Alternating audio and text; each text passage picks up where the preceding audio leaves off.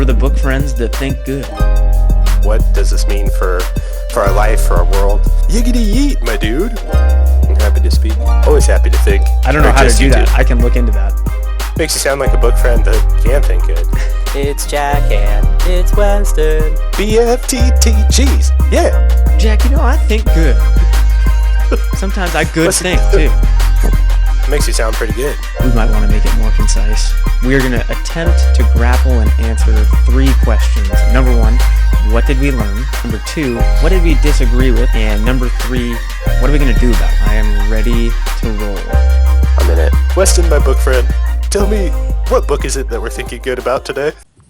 Today, we are talking about Chapter 10, How to Find and Fix the Causes of Your Bad Habits. I had a note at the very beginning when he was talking about, at the very beginning of Chapter 10, this is on page 125, where he says, I was sitting in an old apartment just a few blocks from Istanbul's most famous street, Istiklal Caddesi. And I was like, once again, this charmed life that... That's a good point, dude. That's a good point. I feel like maybe I'm blind to it at this point in terms of like with James Clear. I'm just like, I know that he's living this ridiculous life, it seems like.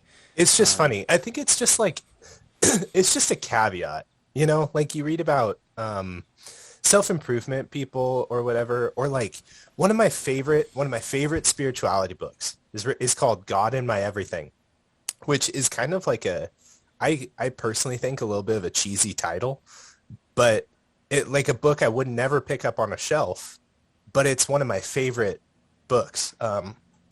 And the author is really thoughtful. His name is Ken Shigematsu, and he writes about he talks about like the influences in like writing a rule of life for himself were inspired by like his Japanese roots. So he has some like interest in Bushido and like the ways and stuff, and that like really influenced his thoughts on Christianity when he became a Christian.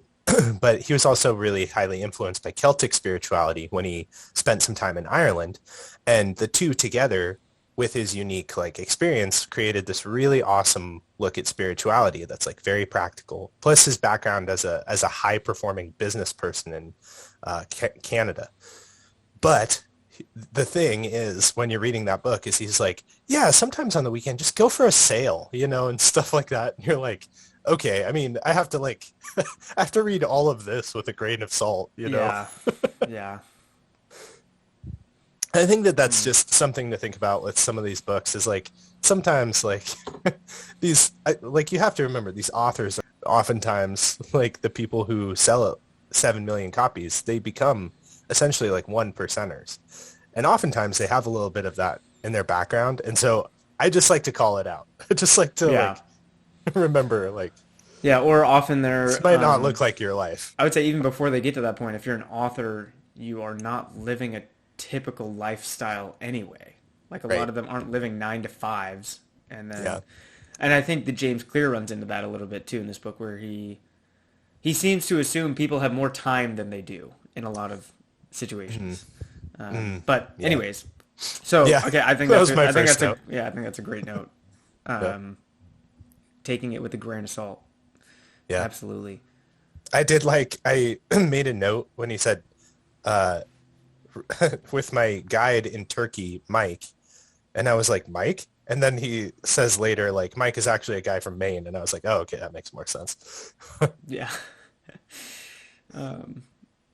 Yeah, I think the first thing that I kind of took away on page 129 was when he says a craving is the sense that something is missing.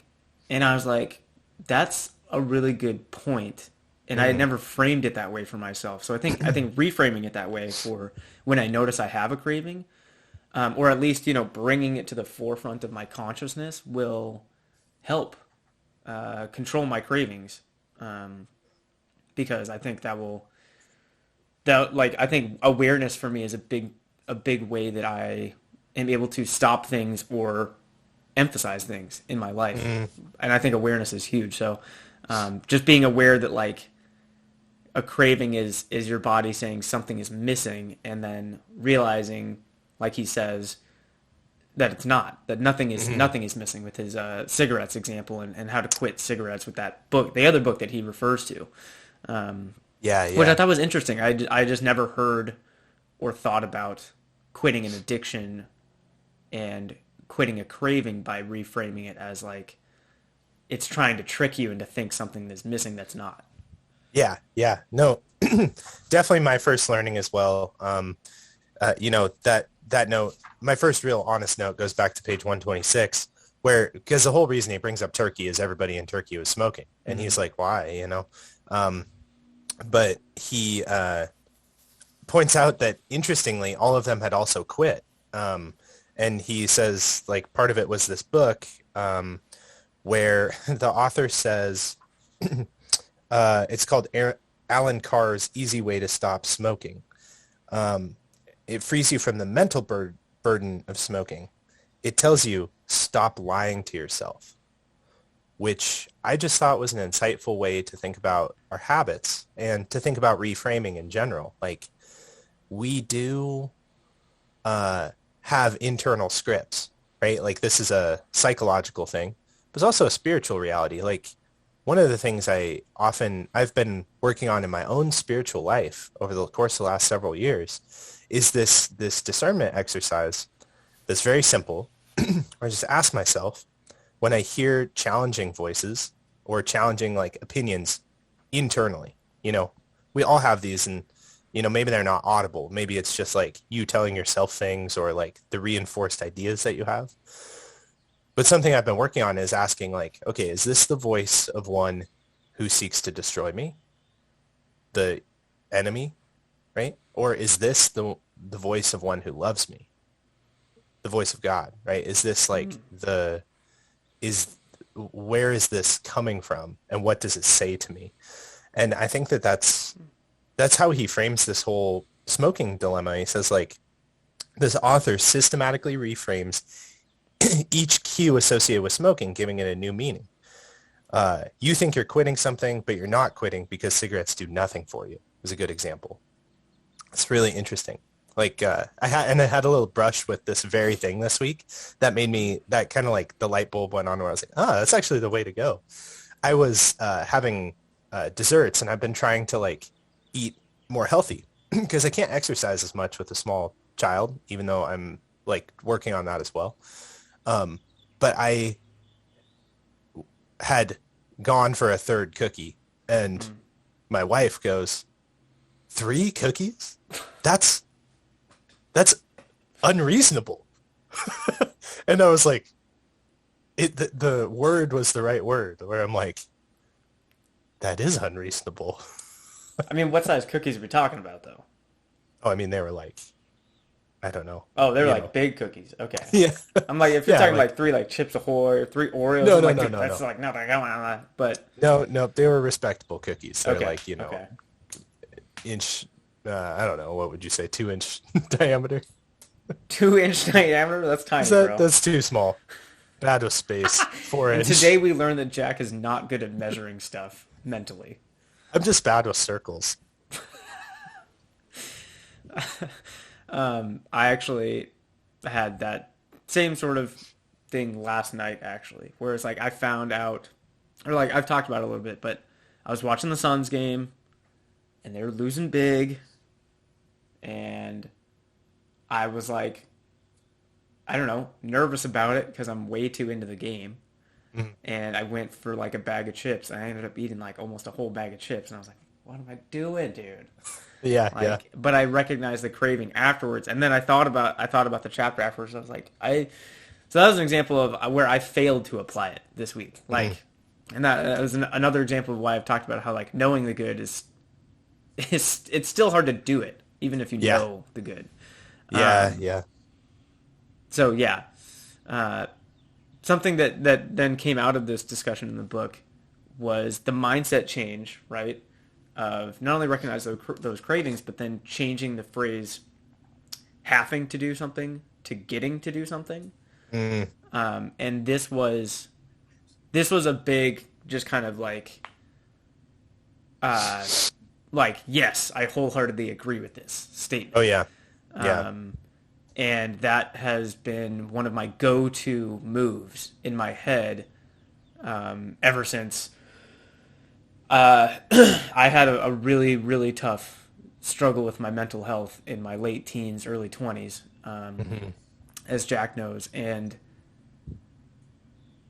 I wouldn't go so far as to say it's like the like this book that he talks about quitting smoking, because I did feel like, that was kind of like a, oh, you know, just Yeah. just quit, duh. Yeah. And it's Yeah. like, okay, that's not exactly how it works. Well, and But he does say that too. right, right, Like Clear does say that, where he's yeah. like, you, um, But changing that have to get to is huge if you can get to that point, or when you get to that point, mm, because, and I think it's just one of those things that it, as a young person, it requires experience to get to that point, which I think is tough. Because for me, I wasn't able to get to that point. Like, like with exercise, I wasn't able to get to point with exercise until I sustained some injuries and my mobility was taken away from me, right? oh yeah, So it's, the heart grows fonder when something is absent. And when you lose that, then you change, then your mindset changes, because then it was like, oh, I can't I can't do anything. Like, I guess the example for me is when I was 14, I had a hairline fracture in my spine, and I wasn't able to do anything for yeah, 3 months yeah, as I was rehabbing and letting the bone heal.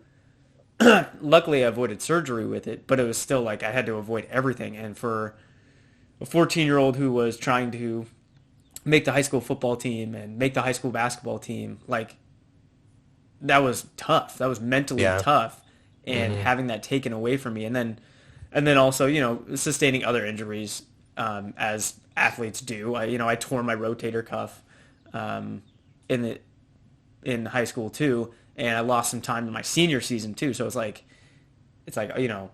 just getting to the get to point. So every time that I get to go play basketball, or go to recess or PE with my students, I have such a great, I have a much better attitude about it, because I'm like, I really enjoy that I get to do this at this point, because I've Hmm. had a taste of what it's like to not have that. Yeah. Um, and then the like with his finance take on page 131, where he talks about, getting to save to get to do things in the future. Hmm. I agree with that take, although, it's kind of tough in today's financial environment. Like, I feel like that's something that's definitely getting blurrier, Yeah. as we've gotten older, or at least right now. Yeah. Um, Yeah. and then I do like his take on meditation there, where just centering yourself, and, like, I do this with my students. I did it last week for Mm. our state testing, and usually the first 1 to 3 times that we do it, there's definitely some kids that are skeptical. They're like, oh, whatever, we're doing some weird stuff in Mr. Grammer's class. But then by like month 2 of the school Hmm. year, they're craving it. Yeah. They Yeah. they get to that point where they recognize the value in it.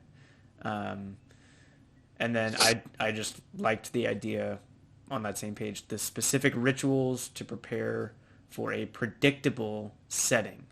Yeah. Work. Work. Yeah.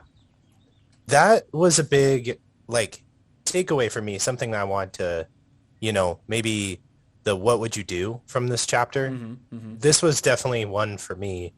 Um, it's actually the end of the chapter where he realizes he makes the point of ritual setting as a means of forming new habits or taking control of your emotions, basically, where he says like, maybe there's something that always makes you happy or puts you in a good mental state, like petting your dog. Make a ritual of it. Take a deep breath, take 3 deep breaths, smile, and then pet your dog, I think is what he says. That way, you start to reinforce you'll associate the breathe and smile routine with a good mood. It becomes a cue that means feel happy. So you can like kind of hack your brain in this way where you're like, okay, I'm going to use my dog to set up good rituals for myself I can take anywhere. So you get a work email that's stressful. You can take 3 breaths smile and you're like, oh, I'm already feeling better, subconsciously or non-consciously. Yeah, I thought that was a really interesting thing to think about, the ritual setting. But per your point on meditation and finance, I have comments on both of those. Sorry, I jumped ahead. Sorry. No, it's fine. But like the meditation piece, it's really interesting because he talks about like the framing it as a get to sort of thing is like the thing he says is like anybody who's meditated for any amount of time knows you get distracted. But if you view those distractions as an opportunity to get back to meditating, like those distractions are a gift that bring you back into meditation. That's a good thing. I think that like I get to return is kind of the idea. It reminds me of a quote. I can't remember which monk this was, but it's a mid, 1400s, somewhere in that range. Monk. I think it was Brother Abelard, maybe. So maybe even earlier than that, like 1200. Doesn't really matter. But there's this interview in a book I was reading on spiritual disciplines and practices. And it said that he had a young woman come to him who was talking about this. Like, oh, brother, I try to pray, but 1,000 times my mind takes me away. And he said, well, that's a great thing. That's 1,000 times to return to God. And I think like that sort of positive reframing is so crucial for normal struggles that we all face. Absolutely. It's huge. It's huge. Mm-hmm. Just the reframing. And I just love the simplicity of have to get to. Yeah. Because that's something that I talk with my students about. So it's like you can start being aware of that at a very young age because it's so simple. And I think the simplicity is beautiful in that. Yeah. I think that's a great opportunity for parenting too. Yeah. But it needs to be like, it needs to be couched in a reality that children can understand. Right. Because like this, I think, is something where people have said like, oh, finish your food because there are kids in the world without food or whatever. And it's like, well, I hate that. If your kids haven't seen that or have no basis of experience for that, and it's always framed as like that negative, then why would they embrace that? I think there are more positive ways that things like that can be framed, where it's like, look at all this amazing food we get to eat. Yeah. Or like, look at all this variety that we have. It's the evil part there, I think. The part that I would parse out as like the part that you need to eliminate is the comparison, right? Yeah. When you're comparing your situation to someone across, like, whatever the phrase that was a common trope, kids in China or kids in Africa, I hate that phrase too. And it's just the comparison aspect is terrible. Mm-hmm. Especially when you consider some studies that have shown people that live in quote unquote poverty have much happier and more fulfilling lives. Yeah. Yeah. So yeah, anyways, that's a different topic. So I think that was, something that led to some pushbacks here. I had some pushbacks, well, really near the end of the chapters where I got to them. Did you have any notes on anything else before we got to the last page? I mean, this was a pretty short chapter, so.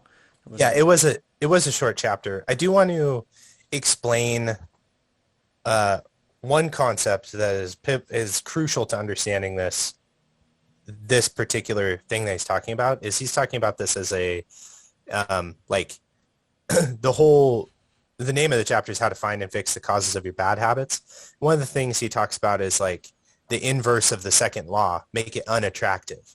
Like that's the key concept is, like smoking, make it unattractive to do that thing. And then he uses the positive as well as the reframing our habits as for their benefits rather than their drawbacks as a fast, lightweight way to reprogram your brain. So I just wanted to make sure that we do connect that because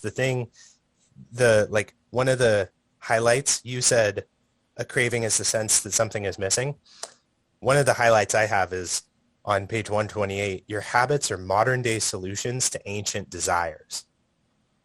that was really interesting. Desires for things like belonging or resources or survival or reproducing. Like those are ancient desires that have culturally taken very different shapes. Mm-hmm. So, and even like individually different shapes. Like he makes a point of like reducing stress. One person grabs a cigarette or a bag of chips and the other person goes for a jog, right? So like the thing is like there are lots of ways to solve those problems, and that's the thing to key into. Yeah, absolutely, right? Yeah. And yeah, totally agree. I so I had some pushback on his solutions to those problems. Okay. And again, I don't know. I think the deeper we get into this book, I feel like this is a great book to begin thinking about these things, Yeah.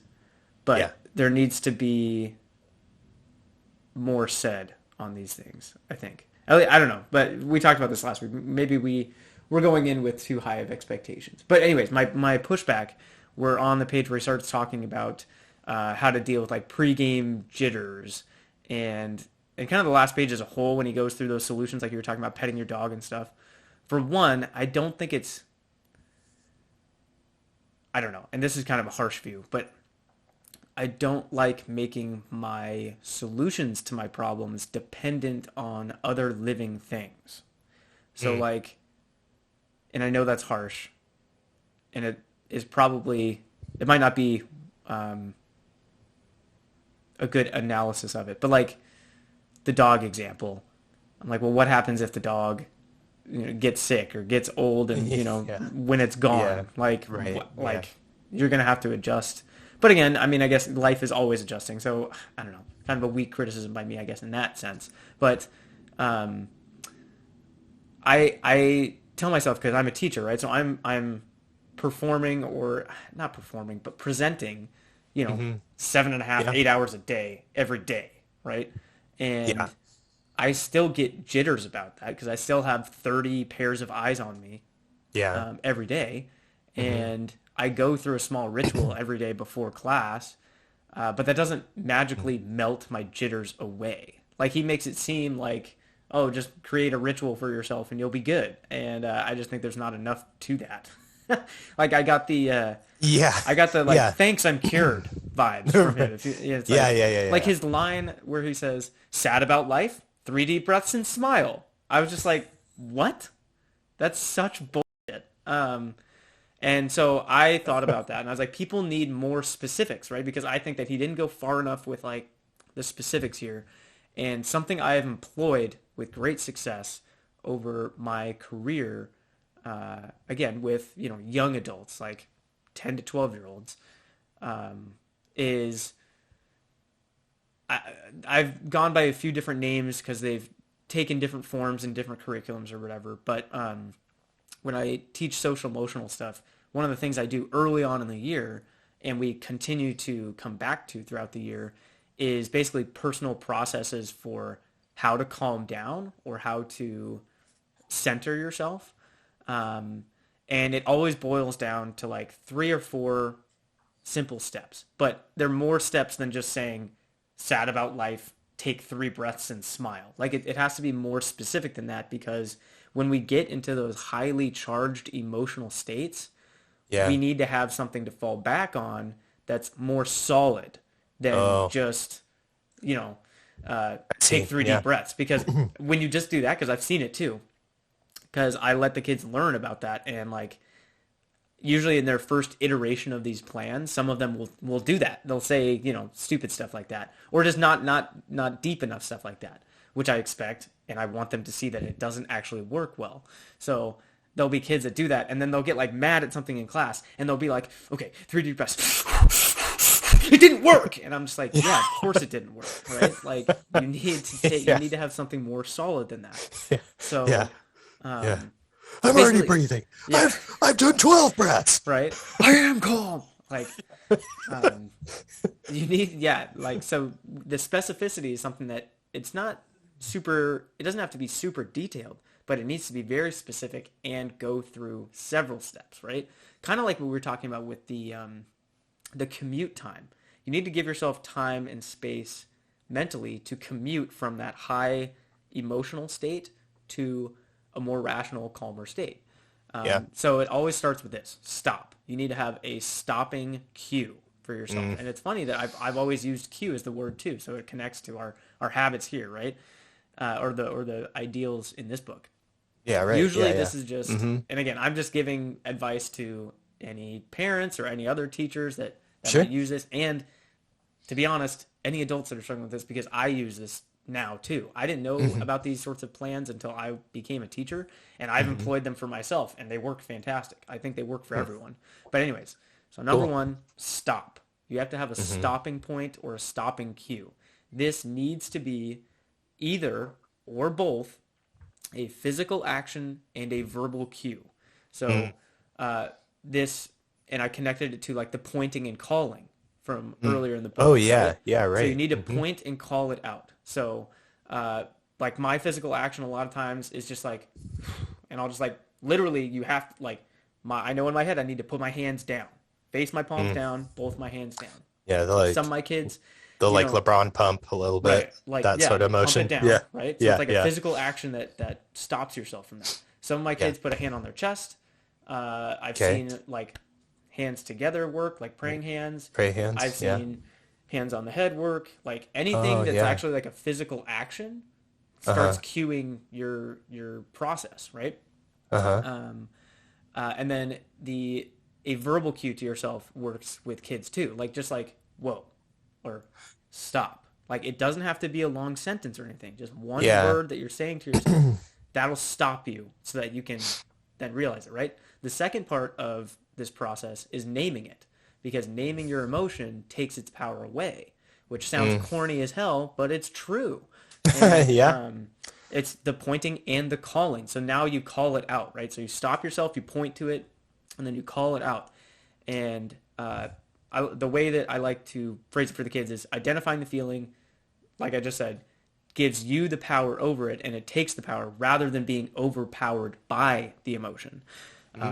And then the third part is a calm down process. So this is where it can either be one step or two steps, but you need to have some sort of specific breathing plan. So I would say that just saying 3 deep breaths is not enough. Like it needs to be like breathe in through my nose, hold for 3 seconds, exhale for 5 seconds, 3 times, right?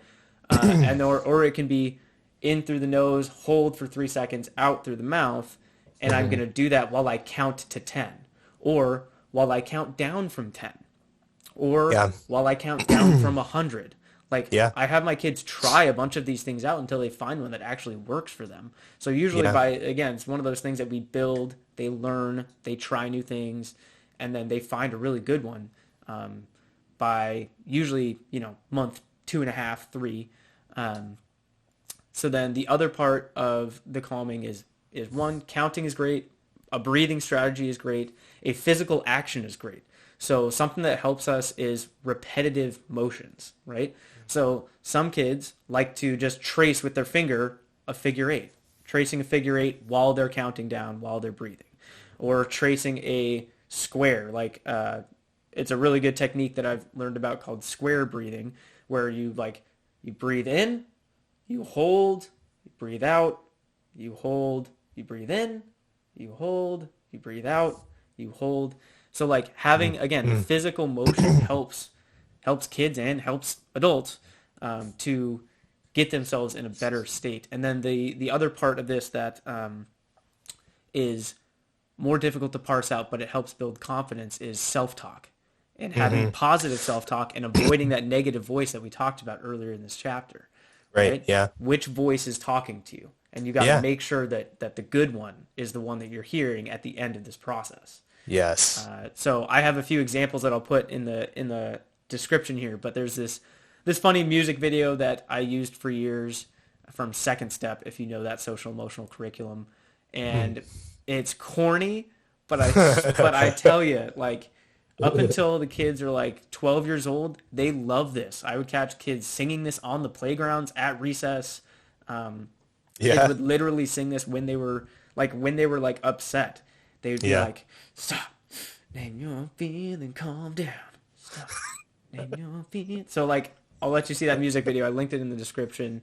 And then something else that I will link in the description is an article about sharpening the saw, which is a habit from the 7 habits of highly successful people.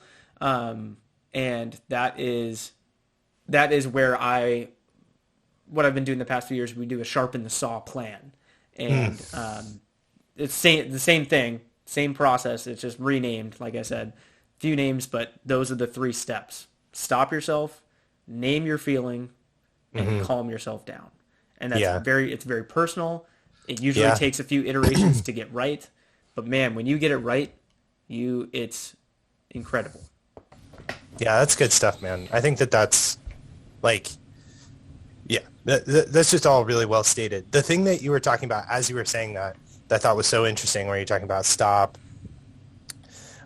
you talk about naming it, and then, very specific instruction. I think that's really helpful. It reminds me, the thing that immediately came to mind for me was how Jesus, when he shows up on the scene, he reformats, he puts sin into a whole new frame for people by casting out demons, which is something that doesn't happen at all in the Old Testament.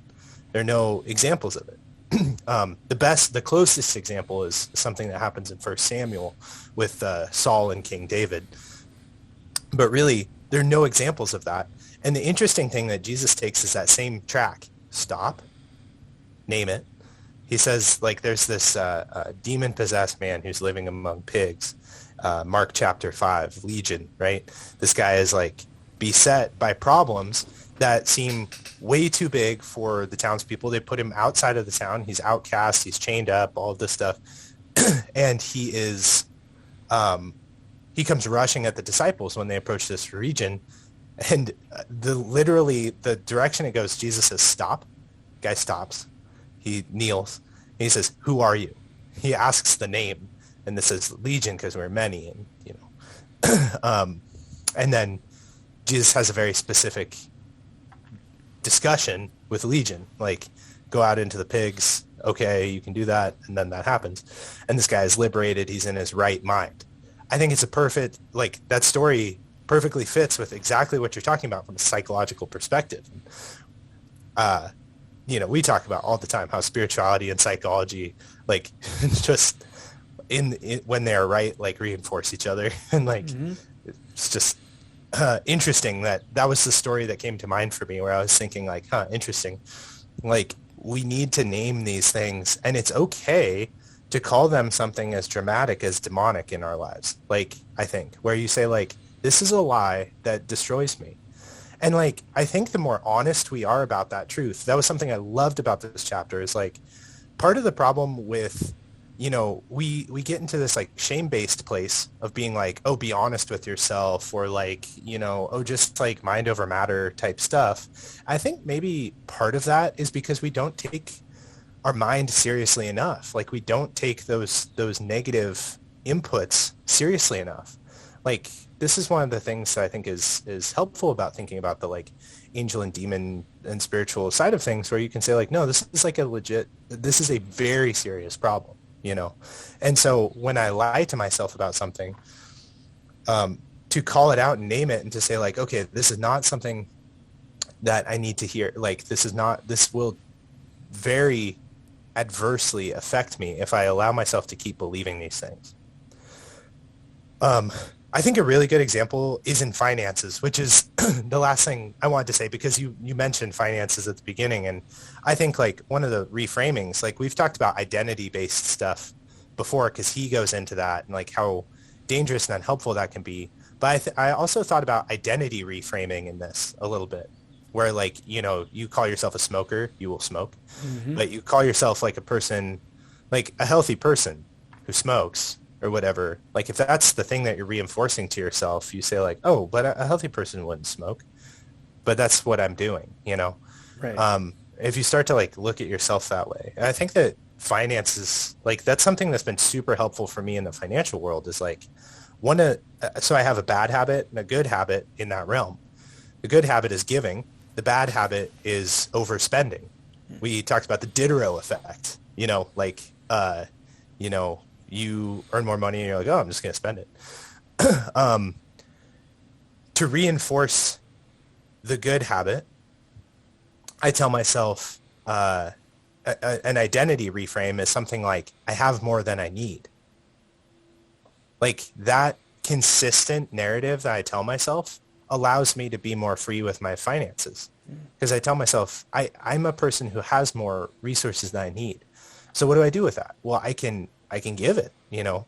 If somebody asks me, hey, can you give me some money or whatever, I can say like, sure, yeah, I'm a person who has more than they need, you know. The reinforcing the bad habit, though, if it's taken to too far of an extreme and I start telling myself I'm a wealthy person or I'm, like abundantly, over the top wealthy or something, then I could get into this place of like this negative headspace of taking that too far. So I think that our reframing, just like with the steps that you're talking about, like the physical actions, your reframing needs to be very specific. It needs to be very like based in reality too. So I think that's a key that I kind of wish that Clear had gone into a little bit more, was like how to positively reframe in the appropriate way. Because I think it's a bit of an art, right? Like the whole habit stacking thing with like making things simple. Like I still think I'm not doing that small enough. Like yesterday I put out my trash cans. It's a Friday. Right? Woo, you did it, dude. I did it. Because my thing was, when I walk in the door, I will put out the trash. And it happened. However, I still think it was too big. Like I could have gotten tripped up somewhere between the door and the trash can. Like maybe like breaking that down a little bit more, doing something a little bit more, I don't know, ritual based or stacked would help to reinforce that, so that, I don't get tripped up by other things that happen. Because one of the things that was nice was my wife was napping, my daughter was napping, and the dogs were in with my wife. So nobody greeted me. Had that happened, I probably would have gotten disrupted. So it probably needs to be something like walk in the door, greet the family, take out the trash. Yeah. After I greet after I walk in the door, I will greet the family. After I greet the family, I will take out the trash. Yeah. Yeah. Yeah, I don't know. I mean, I think, again, for my for my trash habit stack, I try and make it as logical as possible. So I always do it after we do the dishes, and like all the, whatever waste from dinner ends up in the trash. It's like, okay, there's not going to be any or much waste tonight after this. That's when I take the trash out. Yeah. And it's a natural point because at that point my wife is usually, cleaning up my son, or he's already done with dinner, and like now he's in the playroom or whatever. So it's like I have that natural break where I've done the dishes or finished the dishes, thrown everything out, and then that's just my additional thing that day before I join the rest of the family. So I don't know. You might want to consider that too, just the specifics and like what actually logically flows, because I think that's something too that we need to consider with the habit stacks is what logically flows instead of like what we would want to happen. There's often times where things make sense in a different order than what we wish would happen. Yeah, exactly. Because like that's the thing with the distraction piece is like I can't rely on that one. The like, when we've cleared off from dinner, because that can happen either before or after bedtime for my daughter. And like we've talked about, I can't do it after bedtime. So if that ever falls after bedtime, I might get the code right where I'm like, garbage in, trash out, but then the timing is wrong. Man, so you guys eat dinner after you put your daughter to bed? Either. It depends. Sometimes it's before, sometimes it's after, but it depends on how our day flows. Cause like sometimes my wife gets off at 5. On days she's working, some days she gets off at 7. She gets off at 7. It's like immediately home, immediately bedtime. Then we'll deal with ourselves after, Gotcha. Yeah. But that's something that we want Clear to get into. How do you deal with variance in your schedule? Because he does not deal with that at all. Yeah. So far anyway. I think the takeaway for me, so, what's the to-dos from this? I think I'm going to be thinking a lot about reframing. I love reframing as a practice. I think it's good. I think we need to think deeply about the modern day solutions to our ancient desires. Like, what's the desire I'm trying to curb here? You know, stress, reduce stress. Humans for all of history have dealt with that problem. How do you go about it? You know, or like the deeper problem is I'm trying to achieve status. Like he talks about video games as like achieving status.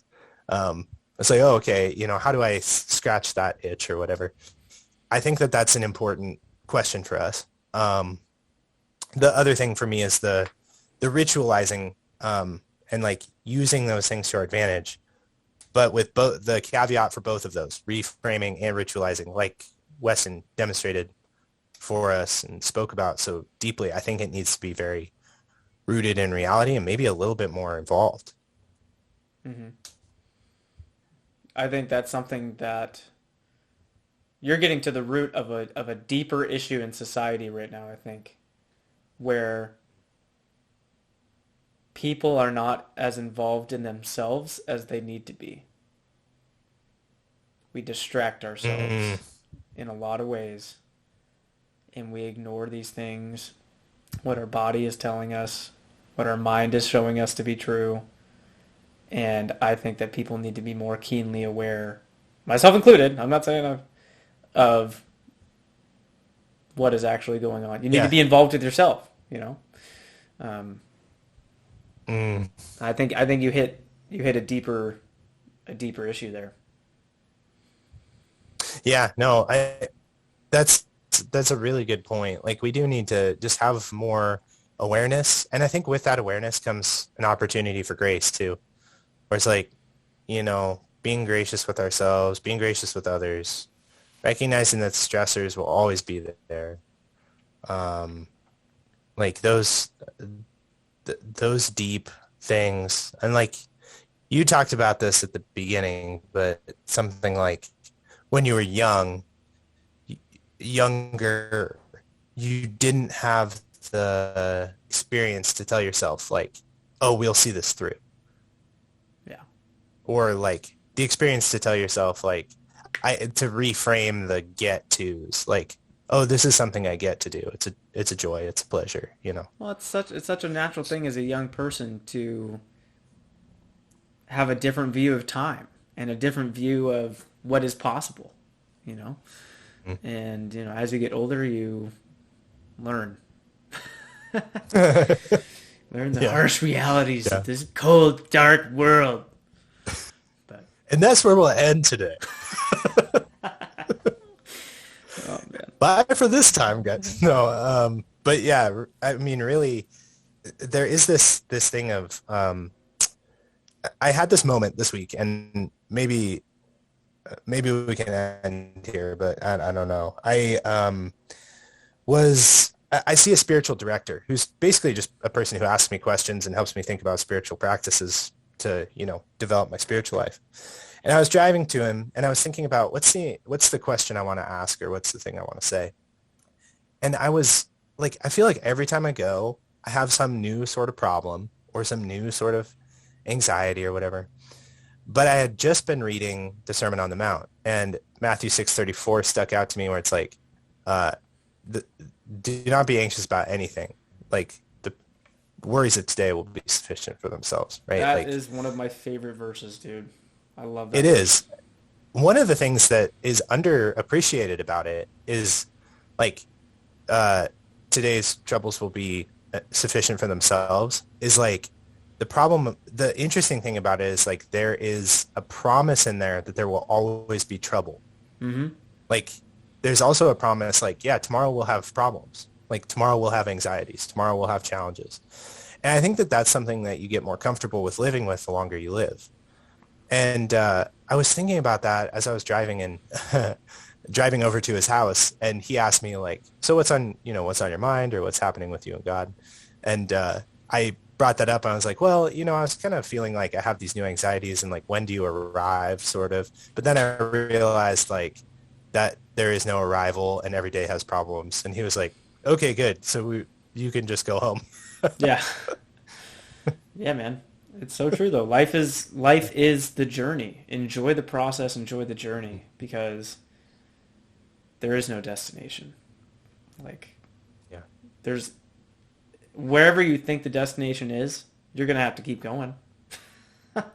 Yeah. You know, Yeah. when Totally. you climb to the top of Mount Everest, you got to get down. Thank you for joining us, book friends. Next week on the BFTTG pod, Jack and Weston, they're thinking good some more with you, our book friends. Check out the show notes or the description, comment section for a link to the book and any articles that we talk about in the show. Bye-bye, book friends. Bye for this time, guys. Do a good thing today. I love you. Love you too, dude.